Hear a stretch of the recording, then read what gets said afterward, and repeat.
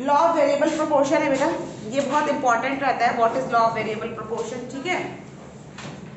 तो law of variable proportion का मतलब क्या होता है, जब ये पूछेंगे कि what is law of variable proportion, तो simple law of variable proportion होता है कि आपने जो भी इनपुट लगाए उसके बदले आपको जो भी आउटपुट मिला वही होता है आपका law of variable proportion. Variable proportion की जिस प्रोपोर्शन में आप इनपुट पुट कर रहे हैं उस प्रोपोर्शन में आपको आउटपुट मिल रहा है, ठीक है।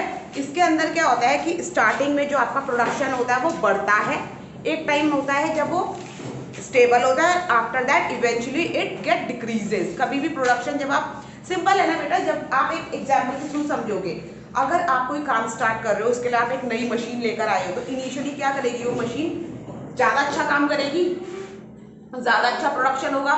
1 घंटे के अंदर अगर वो 10 चीज़ें प्रोड्यूस कर रही है तो थोड़े टाइम बाद क्या होगा, मतलब 1 साल बाद वो मशीन थोड़ी कम हो जाएगी, डेप्रिसिएशन लग जाएगा, तो क्या होगा, प्रोडक्शन थोड़ा थम जाएगा, और उसके और कुछ साल बाद प्रोडक्शन कम होने लग जाएगा जैसे जैसे मशीन कम काम करने लगेगी।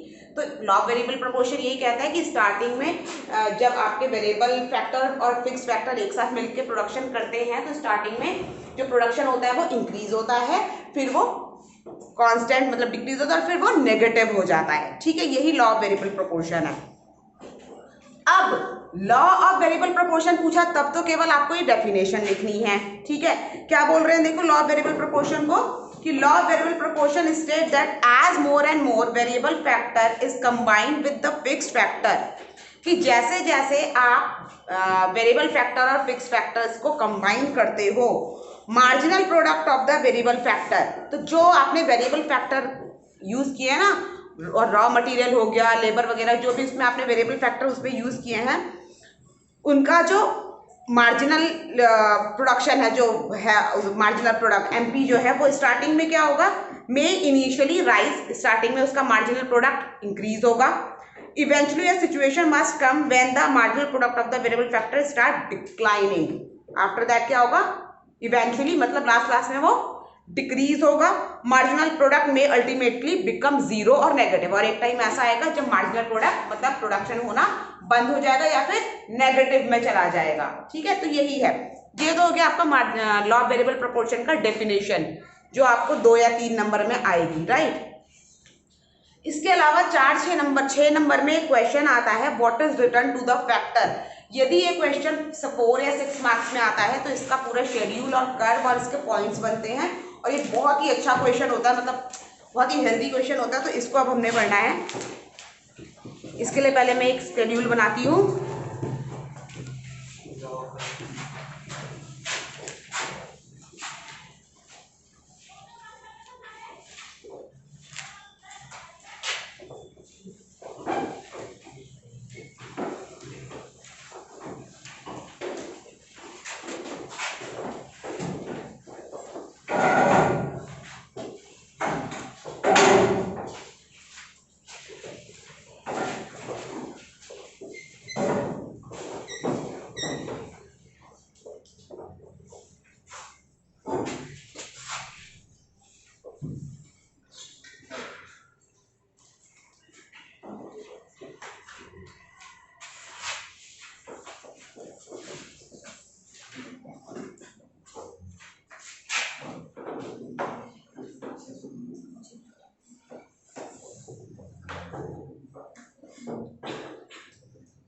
ये बेटा यूनिट है लैंड मतलब फिक्स्ड फैक्टर, ठीक है, क्योंकि लॉ वेरिएबल प्रोपोर्शन क्या बता रहा है कि जब हम फिक्स्ड फैक्टर के साथ जैसे जैसे हम वेरिएबल फैक्टर को इंपोज करते जाते हैं तो इनिशियली वेरिएबल फैक्टर का जो मार्जिनल प्रोडक्ट है वो इनिशियली बढ़ता है, एक सिचुएशन आती है जब वो घटता है और लास्ट में फाइनली वो जीरो और नेगेटिव हो जाता है, ठीक है। तो पहले हम यहाँ पे लेबर वो दिखा रहे हैं, लैंड भी बोल सकते हो आप इसे। तो लैंड क्या होता है, फिक्स फैक्टर होता है, फिक्स फैक्टर होता है, इसलिए हमेशा थ्रू आउट क्या रहेगा, 1 1 1,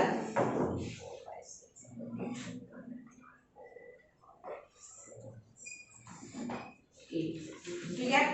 अब है आपका लेबर, जो कि क्या है, वेरिएबल फैक्टर। तो वेरिएबल फैक्टर तो क्या होता है, प्रोडक्शन के साथ बढ़ते चले जाते हैं, ठीक है। तो ये क्या हो गया आपका 1,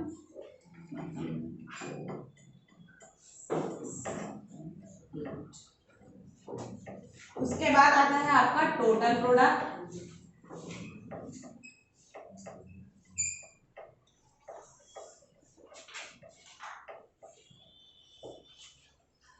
और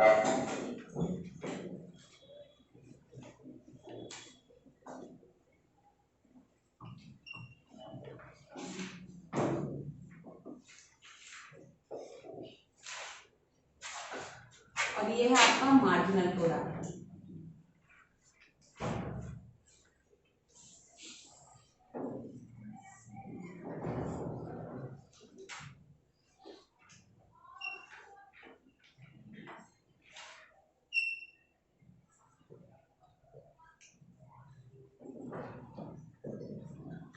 ठीक है बेटा, अब देखो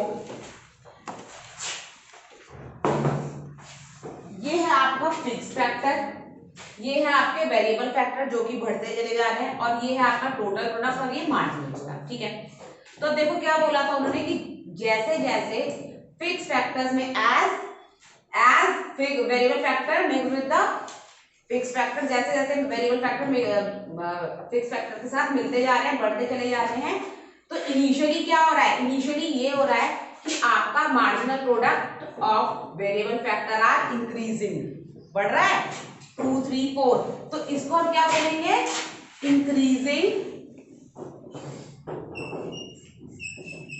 return to the scale, increasing return to the scale, मतलब जो भी जिस भी बोलते हैं ना कि किस स्केल पर काम हो रहा है, जब भी हम स्केल बात करते हैं रिटर्न टू द, अच्छा दो चीजें होती है बेटा, एक होता है रिटर्न टू द फैक्टर और एक होता है रिटर्न टू द स्केल। तो जब हम return to the factor return to the scale जो है, चीजें दोनों बराबर सेम है, लेकिन फैक्टर और स्केल में डिफरेंस ये है कि फैक्टर जब हम बोलते हैं तो वो हम दिखाते हैं कि प्रोडक्शन एक छोटे लेवल पर हो रहा है, प्रोडक्शन जो है छोटे लेवल पर हो रहा है, रिटर्न टू द फैक्टर की जितने फैक्टर लगाए उतना मिला। लेकिन जब हम बात करते हैं रिटर्न टू द स्केल, तो मतलब एक बड़े स्केल, लार्ज ह्यूज स्केल पर कोई काम हो रहा है, प्रोडक्शन भी जो है वो ह्यूज स्केल पर हो रहा है, तो वो होता है आपका रिटर्न टू द स्केल। तो स्टार्टिंग में क्या है, देखो increasing return to the scale या रिटर्न टू द फैक्टर भी बोल सकते हैं। तो इसमें क्या है कि स्टार्टिंग में आपका जो प्रोडक्शन है वो इंक्रीज हो रहा है, ठीक है।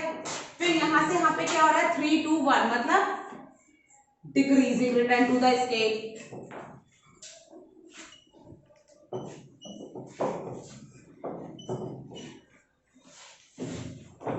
टू दी स्केल, और लास्ट में यहाँ पे क्या हो गया है -1, लास्ट में क्या हो गया है, सॉरी माइनस नहीं है 1 है, तो क्या, हाँ माइनस, तो ये क्या हो गया है, negative return to the scale, क्या हो गया है, negative return to the scale, negative return to the scale, ठीक है। तो ये तो हो गया इसका स्केड्यूल, ठीक है। अब इसी स्केड्यूल को आपने डालना है कर्व के अंदर, ठीक है। तो कर्व के अंदर देखो, इसका कर्व भी बहुत अच्छा बनता है, सिंपल सा बनता है।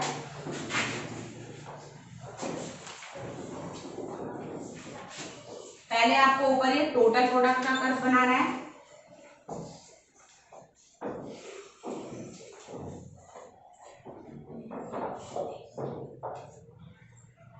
और यहां पे बनेगा आपका मार्जिनल प्रोडक्ट का।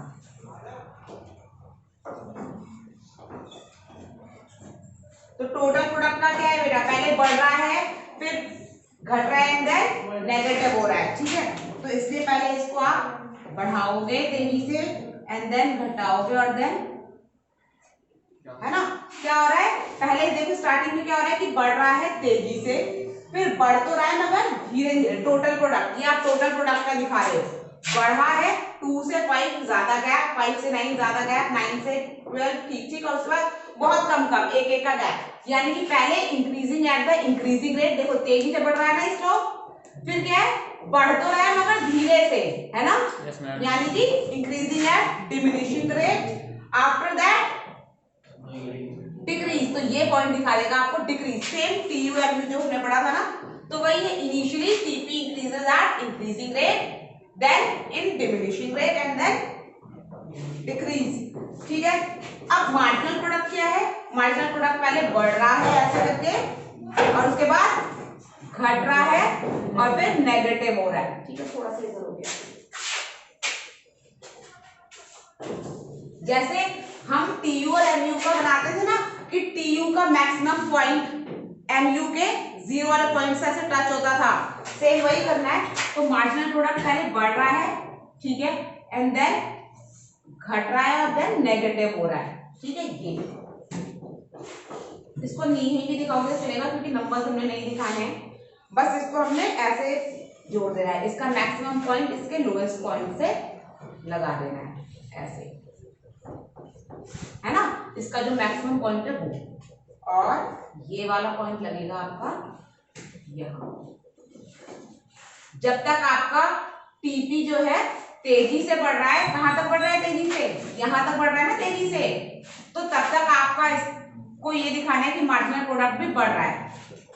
जब तक टीपी तेजी से बढ़ रहा है, until the TP is increasing at increasing rate, MP is also increasing. As TP increasing at decreasing rate, MP get decreased, और when TP decreases, MP get negative, ठीक है। तो ये फर्स्ट स्टेज हो गई आपकी, इसको बोलते हैं हम स्टेज 1, ठीक है। ये होता है आपका स्टेज 2, और ये होता है आपका स्टेज 3, ठीक है। ये हो गया आपका टीपी का कर्व, ये हो गया आपका एमपी का कर्व। उसके बाद ये हो गया आपका increasing return to the factor,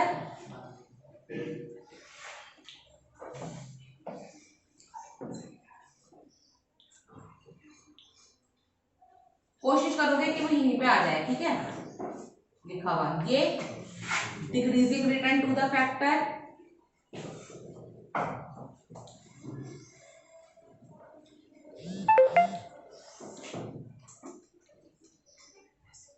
और ये negative return to the factor.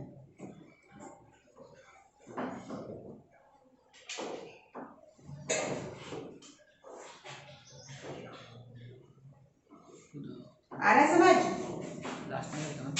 Negative return to the factor, ठीक है। कुछ नहीं करना उसमें, बस यही है। अब इसके साथ आते हैं बेटा, इसके साथ ये तो ये है कि लॉ ऑफ वेरिएबल प्रोपोर्शन क्या है, increasing return to the factor क्या है, decreasing return to the factor क्या है, ठीक है। अब आता है इसके रीजंस मतलब पूछते ये हैं कि भाई ऐसा क्यों होता है कि स्टार्टिंग में चीजें बढ़ रही हैं, फिर कांस्टेंट हो रही हैं, या फिर घट रही हैं और फिर नेगेटिव हो रही हैं। ऐसा होता क्यों है कि प्रोडक्शन पहले बढ़ रहा है, फिर कांस्टेंट हो रहा है और फिर घट रहा है। ऐसा क्यों हो रहा है, ऐसा क्यों हो रहा है प्रोडक्शन में। तो अगर मैं तुमसे पूछूंगी कि ऐसा क्यों हो रहा है, मतलब सपोज तुम एक प्रोड्यूसर हो, मनीषा तू एक प्रोड्यूसर है, ठीक है, तूने कोई मशीन ली हुई है और अब आप कर रही हो, उससे काम कर रही हो। स्टार्टिंग में आपने देखा कि प्रोडक्शन बहुत अच्छा हो रहा है, फिर थोड़ा कम हुआ और फिर एकदम नेगेटिव हो गया। नेगेटिव इन द सेंस कि प्रोडक्शन तो कुछ हुआ नहीं, इनफैक्ट आपको ही उस मशीन की मेंटेनेंस करनी पड़ रही है, तो आपका ही बैलेंस अब नेगेटिव हो रहा है। तो ऐसा क्यों होता है, आप खुद सोचो कि ऐसा क्यों हुआ होगा। शायद जो लेबर होंगे वो ज्यादा अच्छे से काम कर रहे होंगे। देखो, हाँ बैठो और दिमाग लगाओ। मशीन्स वगैरह तो डेप्रिसिएशन लगता है तो उसकी वजह से। सुमित,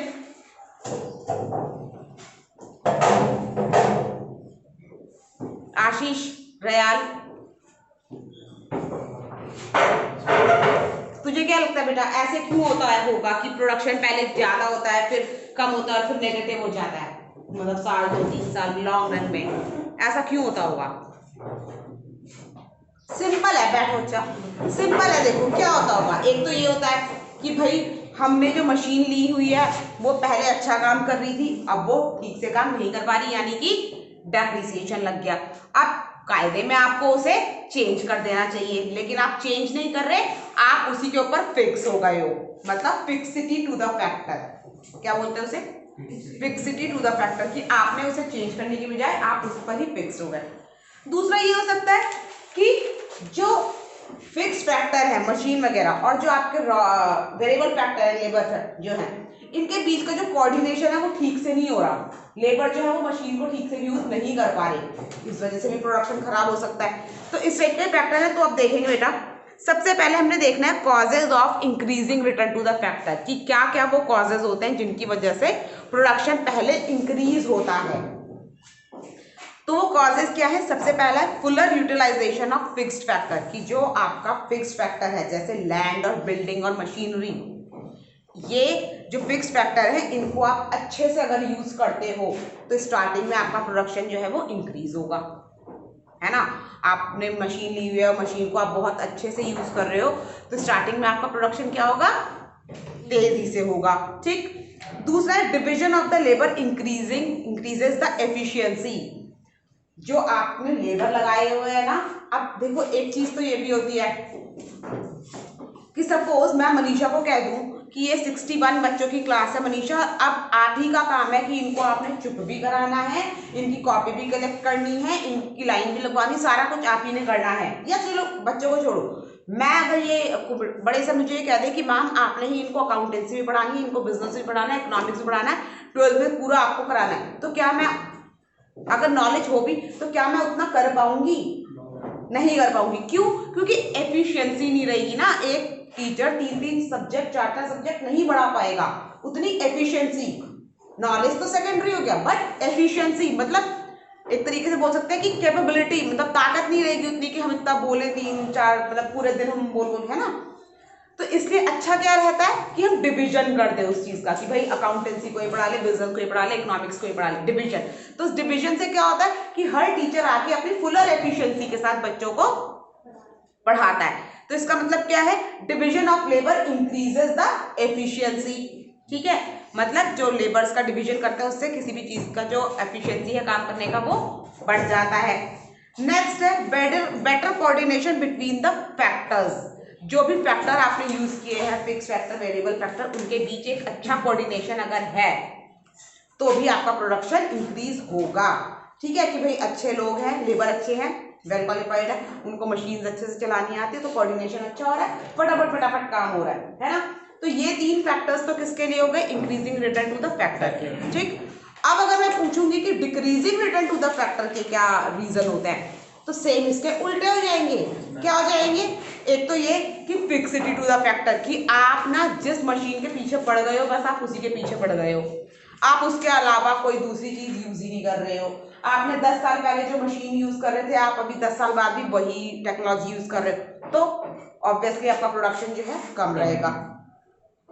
इम्परफेक्ट फैक्टर सब्स्टिट्यूबिलिटी, जो फैक्टर्स आप यूज कर रहे हो ना उनके बदले जो आप दूसरे फैक्टर्स लेके भी आए हो काम करने के लिए, तो वो इम्परफेक्ट है, मतलब उतने अच्छे से काम नहीं कर रहे हैं। जैसे सपोज स्टार्टिंग में मैं तुमको बताती हूँ, सपोज जैसे बॉल पेन है, ठीक है, बॉल पेन स्टार्टिंग में चलते थे तो उनको सब्स्टिट्यूट करने के लिए जेल पेन आए, ठीक। लेकिन तुम ही कहते हो ना कि हम एक पेज लिखते हैं और जेल पेन खत्म हो जाते हैं, है ना। तो देखो फैक्टर तो आया मगर वो क्या था? इम्परफेक्ट था। क्या था वो? इम्परफेक्ट था, वो ढंग से काम नहीं कर रहा, तो उतना ज्यादा काम नहीं हो पा रहा, ठीक है। नेक्स्ट है आपका poor coordination between the factor, की जो फैक्टर्स है उनके बीच में जो कोऑर्डिनेशन है वो पुअर है, वो बहुत अच्छे से काम नहीं कर पाता है। दोनों को मतलब लेबर्स को या तो मशीन ऑपरेट करने नहीं आ रही है, चाहे जो भी कुछ कह सकते हैं, जो भी कोऑर्डिनेशन है वो ठीक से नहीं हो पा रहा है, ठीक है। यही चीज है, बाकी इसके अलावा और कुछ नहीं है, कुछ भी नहीं है इस चैप्टर के अंदर। हाँ, अब अजम्पशन नहीं आता है, ठीक है। अब आपका एक चीज और होती है, वो होता है आपका postponement of law. Postponement of law का मतलब समझते हो? पोस्टपोन का मतलब क्या होता है? किसी भी चीज को आगे बढ़ा देना या फिर रोक देना। तो अब पोस्टपोनमेंट ऑफ लॉ क्या होता है? देखो क्या बोल रहा है, postponement of law variable proportion is possible under 2 situation, कि ये जो आपने लॉ बताया है ना कि जब भी आप फिक्स फैक्टर के साथ वेरिएबल फैक्टर कंबाइन करते हो, इनिशियली प्रोडक्शन जो है बढ़ता है, फिर कम होता है, फिर डिक्रीज होता है, ये लॉ जो है उस जगह पर काम नहीं करता, पोस्टपोन हो जाता है। कहाँ? When there is improvement in technology, जब आप इंप्रूव्ड टेक्नोलॉजी को लेकर आओगे तो आपका प्रोडक्शन कभी भी कम नहीं होगा। अभी आपने लॉ ऑफ वेरिएबल प्रोपोर्शन में क्या बोला कि पहले बढ़ता है, फिर कम होता है, फिर जीरो होता है। लेकिन अगर आप एक अच्छी टेक्नोलॉजी यूज करते जाओगे, कि अभी मैंने ये टेक्नोलॉजी यूज करी, जैसे ही थोड़ी गड़बड़ हुई, मैं दूसरी नई टेक्नोलॉजी लाई, तो मेरा प्रोडक्शन कभी लो होगा ही नहीं, तो वहां पे ये लॉ क्या हो जाएगा, फेल हो जाएगा या पोस्टपोन हो जाएगा। ठीक है। When some substitute of the fixed factor discovered so that the constant of the fixity of, कहीं पर अगर फिक्स फैक्टर का कोई अच्छा सब्सटीट्यूट मिल जाए तो भी ये लॉ काम नहीं करेगा, प्रोडक्शन बढ़ता ही चला जाएगा, तो वहां पे भी ये पोस्टपोन हो जाएगा। ठीक है। अब इन्होंने दिखाया हुआ है relationship between TP and MP, तो सेम वही रिलेशन बेटा टीपी एमपी के बीच है जो टीयू एमयू के बीच होता है। क्या है, देखो क्या बोल रहे हैं, so long MP increases TP increases at increasing rate, same TU MU की तरह कि when TU increases at increasing rate MU also increases, तो सेम वही है, MU increases when TP increases at increasing rate. When MP start diminish, TP increases only in diminishing rate, कि जब MP decrease होने लगता है तो TP बढ़ता तो है मगर डिक्रीजिंग रेट से बढ़ता है, सेम TU-MU। ठीक है। When MU decreases, TU increases at decreasing rate। ठीक है। When MP get 0 and when MU is 0, TU is maximum saturation point, same here। When MP is 0, TP is maximum, and then when MU negative, TU start decreasing, same way when MP get negative, TP get decreases। ठीक है। बात खत्म, मतलब पूरा schedule में ही है, chapter आपका complete हो चुका है और इस चीज को अब आपने लर्न करना है।